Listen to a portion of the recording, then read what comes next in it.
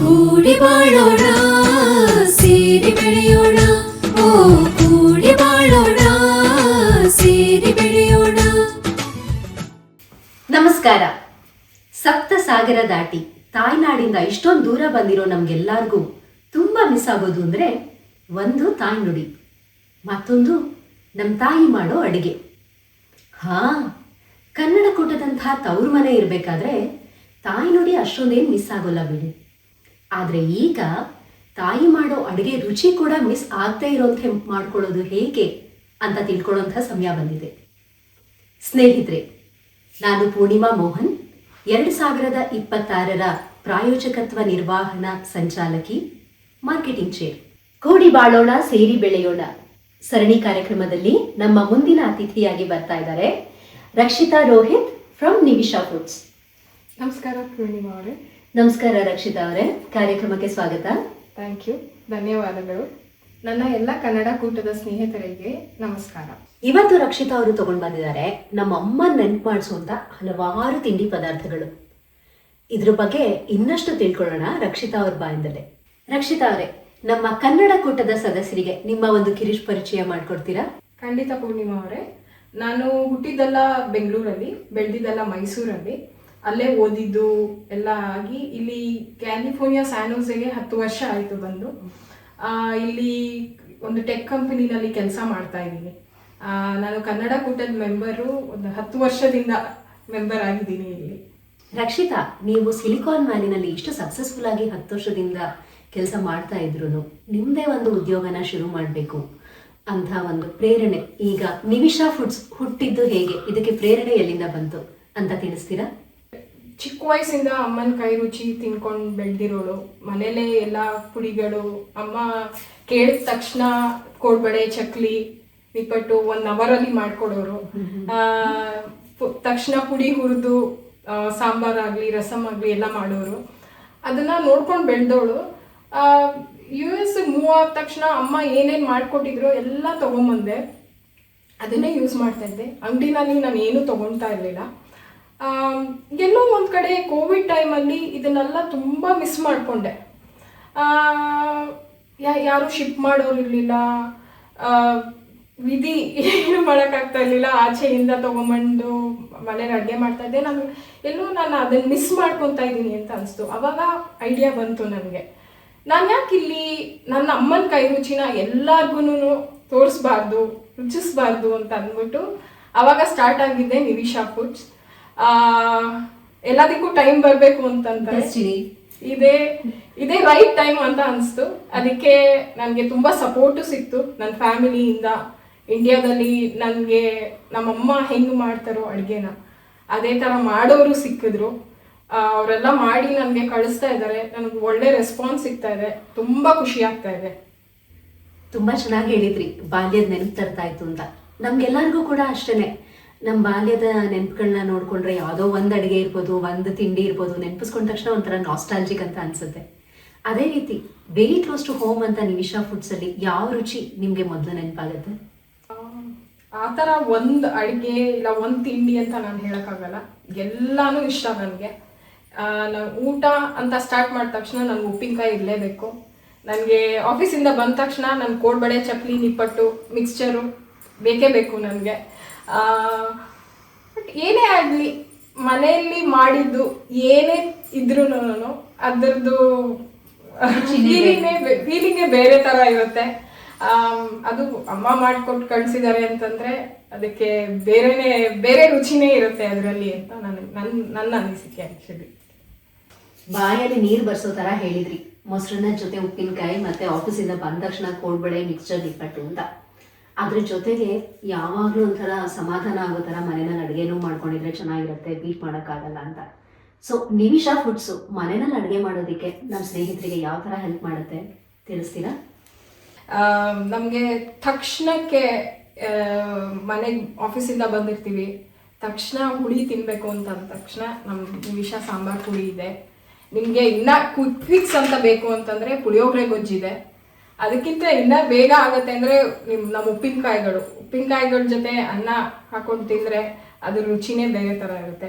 ಆಮೇಲೆ ನಮ್ಮ ವಾಂಗಿಬಾತ್ ಪುಡಿ, ನಾವು ವಾಂಗಿಬಾತ್ ಅಂದ ತಕ್ಷಣ ಬರೀ ಬದನೆಕಾಯಿ ಹಾಕ್ಬಿಟ್ಟೆ ಮಾಡಬೇಕು ಅಂತ ಇಲ್ಲ, ಯಾವುದೇ ತರಕಾರಿ ಹಾಕಿ ಮಾಡಿದ್ರು ತುಂಬ ಚೆನ್ನಾಗಿರುತ್ತೆ.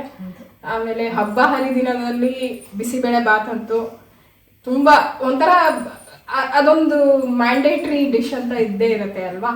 ಸೊ ಅದೊಂದು ಮಾಡ್ಕೋಬೋದು.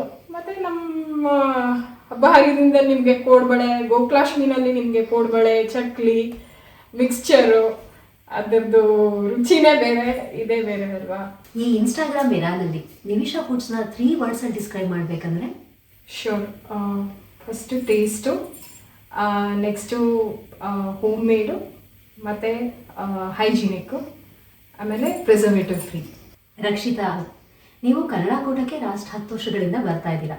ಜೊತೆಗೆ ಈ ವರ್ಷ ಮೊದಲನೇ ಬಾರಿ ನಿಮಿಷಾ ಫುಡ್ಸ್ ಕನ್ನಡ ಕೂಟದ ಪ್ಲಾಟಿನಮ್ ಸ್ಪಾನ್ಸರ್ ಕೂಡ. ನಿಮ್ಮ ಫುಡ್ ಪ್ರಾಡಕ್ಟ್ನ ನಮ್ಮ ಕನ್ನಡದ ಜನತೆಗೆ ತಲುಪಿಸೋದಕ್ಕೆ ಕನ್ನಡ ಕೂಟವನ್ನು ಮಾಧ್ಯಮವಾಗಿ ಆಯ್ಕೆ ಮಾಡ್ಕೊಂಡಿರೋದಕ್ಕೆ ನಾವು ತುಂಬ ಆಭಾರಿಯಾಗಿದ್ದೀವಿ. ನಿಮಗೆ ತುಂಬ ಧನ್ಯವಾದಗಳು. ಕನ್ನಡ ಕೂಟದ ಬಗ್ಗೆ ನಿಮಗಿರೋ ಒಂದು ಅವಿನಾಭಾವವಾದ ಸಂಬಂಧ, ಒಂದು ತವ್ರ ಮನೆ ಫೀಲಿಂಗ್ನ ನಮ್ಮ ಕನ್ನಡ ಕೂಟದ ಸದಸ್ಯರಿಗೆ ತಿಳಿಸ್ಕೊಡ್ತೀರಾ? US-ಗೆ ಫಸ್ಟ್ ಬಂದಾಗ ಯಾರು ಕನ್ನಡದವರು ಕನ್ನಡದಲ್ಲಿ ಮಾತಾಡೋದು ನನಗೆ ಕೇಳಿಸ್ಲೇ ಇಲ್ಲ. ಆವಾಗ ನನಗೆ ತುಂಬ ಮನೇನ ಮಿಸ್ ಮಾಡ್ಕೊಳ್ಳೋಕ್ಕೆ ಶುರು ಮಾಡಿದೆ. ಆವಾಗ ಹೆಂಗೋ ಗೊತ್ತಾಯಿತು ಕನ್ನಡ ಕೂಟ ಇದೆ ಅಂತ ಅಂದ್ಬಿಟ್ಟು ನಾನು ಮೆಂಬರ್ ಆದೆ. ಎಲ್ಲ ಈವೆಂಟ್ಸ್ಗಳನ್ನ ಅಟೆಂಡ್ ಮಾಡೋಕ್ಕೆ ಶುರು ಮಾಡಿದೆ. ಆವಾಗ ತುಂಬ ಖುಷಿ ಆಯಿತು. ನಾನು ಯಾರೂ ಇಲ್ಲ ಅಂತ ಅನ್ಕೊತಾ ಇದ್ದೆ, ನಂಗೆ ಇಷ್ಟೊಂದು ಜನ ಇದ್ದಾರೆ ಇಲ್ಲಿ ಅಂತ ಅನಿಸ್ತು. ಆಮೇಲೆ ಏನಕ್ಕೆ ಈ ಪ್ರಾಡಕ್ಟ್ಸ್ಗಳನ್ನ ನಾನು ಕನ್ನಡ ಕೂಟದಲ್ಲಿ ಇಂಟ್ರೊಡ್ಯೂಸ್ ಮಾಡಬೇಕು ಅಂತ ಇದ್ದೀನಿ ಅಂತಂದರೆ, ನಮ್ಮ ಜನಕ್ಕೆ ಇದೆಲ್ಲ ಮಿಸ್ ಮಾಡ್ಕೊತಿದಾರಲ್ವ. ಫಸ್ಟ್ ನಮ್ಮ ಕನ್ನಡದವ್ರಿಗೆ ಇದ್ರ ವ್ಯಾಲ್ಯೂ ಗೊತ್ತಿರೋದು. ಇವಾಗ ಪುಳಿಯೋಗರೆ ಗೊಜ್ಜಾಗಲಿ, ಹೆರಳೆಕಾಯಿ ಉಪ್ಪಿನಕಾಯಿ ಆಗಲಿ, ಕೋಡ್ಬಳೆ ಆಗಲಿ, ಚಕ್ಲಿ ಆಗಲಿ, ಆಲ್ರೆಡಿ ನಮ್ಮ ಕರ್ನಾಟಕದಲ್ಲಿ ಮಾಡುವಂಥ ಬಿಸಿಬೇಳೆ ಬಾತ್ ಪೌಡರ್ ಆಗಲಿ, ವಾಂಗಿಬಾತ್ ಪುಡಿ ಆಗಲಿ, ಅದೇ ಬೇರೆ. ಸೌತ್ ಇಂಡಿಯನ್ ಕುಕ್ಕಿಂಗ್ ಅಂದ ತಕ್ಷಣ ಎಲ್ಲದರಲ್ಲೂ ಸೇಮ್ ಇಂಗ್ರೀಡಿಯೆಂಟ್ಸ್ ಇದೆ ಅಂತ ಅಲ್ಲ. ಸಾಂಬಾರ್ ಅಂದ ತಕ್ಷಣ ತಮಿಳ್ನಾಡಲ್ಲಿ ಬೇರೆ ಥರ ಸಾಂಬಾರಿದೆ, ಕೇರಳದಲ್ಲಿ ಬೇರೆ ಥರ ಸಾಂಬಾರು ಮಾಡ್ತಾರೆ. ಬಟ್ ಕರ್ನಾಟಕದಲ್ಲಿ ಹಾಕೋ ಇಂಗ್ರೀಡಿಯೆಂಟ್ಸೇ ಬೇರೆ ಥರ ಇರುತ್ತೆ. ಅದನ್ನು ನಾನು ನಮ್ಮ ಕನ್ನಡಿಗರ ಥ್ರೂ ಇಂಟ್ರಡ್ಯೂಸ್ ಮಾಡಿಸಿ ನಾನು ಇನ್ನು ಜಾಸ್ತಿ ಇಡೀ US-ಅಲ್ಲಿ ನಾನು ನನ್ನ ಪ್ರಾಡಕ್ಟ್ಸ್ಗಳನ್ನ ರೀಚ್ ಮಾಡಬೇಕು ಅಂತ ನನ್ನ ಆಸೆ ಇದೆ. ಇನ್ನು ಜಾಸ್ತಿ ಕನ್ನಡಿಗರು ನನ್ನ ಪ್ರಾಡಕ್ಟ್ಸ್ಗಳನ್ನ ಯೂಸ್ ಮಾಡಿ ಅವ್ರಿಗೆ ನಾನು ಮನೆ ಮಿಸ್ ಮಾಡ್ಕೊತಾ ಇದ್ದೀನಿ ಅಂತ ಅನಿಸ್ಬಾರ್ದು ಅನ್ನೋ ಉದ್ದೇಶದಿಂದ ನಾನು ನನ್ನ ಕನ್ನಡ ಕೂಟದಿಂದ ಸ್ಟಾರ್ಟ್ ಮಾಡ್ತಾ ಇದ್ದೀನಿ. ಬಹಳ ಚೆನ್ನಾಗಿ ಹೇಳಿದ್ರಿ, ಹೃದಯಕ್ಕೆ ಮುಟ್ಟೋ ರೀತಿನಲ್ಲಿ. ನಿಮಿಷಾ ಫುಡ್ಸ್ ಕನ್ನಡಿಗರಿಂದ ಕನ್ನಡಿಗರಿಗೋಸ್ಕರ ತಂದಿರುವಂತಹ ಒಂದು ಪ್ರಾಡಕ್ಟ್ ಅಂತ. ನಿಮ್ಮ ಈ ನಿಮಿಷಾ ಫುಡ್ಸ್ ಕನ್ನಡ ಕೂಟದ ಜೊತೆಗೆ ಅಮೆರಿಕದ ಎಲ್ಲ ಕನ್ನಡಿಗರ ಮನೆಗಳನ್ನು ಸೇರಲಿ ಅಂತ ನಾವು ಕೂಡ ಆಶಿಸ್ತೀವಿ. ಮತ್ತೆ ನಿಮ್ಮ ಜರ್ನಿನಲ್ಲಿ ಹೇಳಿದ್ರಿ ಎಂಟ್ರಪ್ರಿನರ್ಶಿಪ್ ಬಗ್ಗೆ ಬಂದಾಗ, ಇಲ್ಲಿ ನಮ್ಮ ಗುಂಪಲ್ಲೇ ಸಾಕಷ್ಟು ಜನಕ್ಕೆ ಅದೇ ಒಂದು ಯೋಚನೆ ಬಂದಿರುತ್ತೆ. ಒಳಗಡೆ ಒಂದು ಪ್ಯಾಷನ್ ಕೂಡ ಇರುತ್ತೆ, ಅದಕ್ಕೆ ಮಾಡುವಂಥ ಒಂದು ಸ್ಕಿಲ್ಸ್ ಕೂಡ ಇರ್ಬೋದು, ಆದರೆ ಫೆನ್ಸ್ನಲ್ಲಿ ಇರ್ತಾರೆ.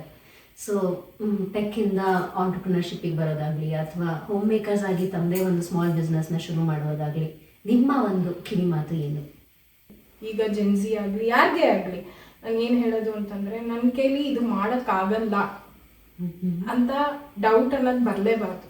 ನಾನು ಮಾಡ್ತೀನಿ, ನನ್ನ ಕೈಲಿ ಆಗುತ್ತೆ, ನನ್ನ ಕೈಲಿ ಆಗತ್ತೆ ಅಂತ ನಾನು ಅನ್ಕೊಂಡ ತಕ್ಷಣ ನಾನು ಎನರ್ಜಿ ರಿಲೀಸ್ ಮಾಡ್ತಾ ಇದ್ದೀನಿ. ಎಕ್ಸಾಕ್ಟ್ಲಿ ಆ ಎನರ್ಜಿ ರಿಲೀಸ್ ಮಾಡ್ತಾ ಇದ್ದೀನಿ.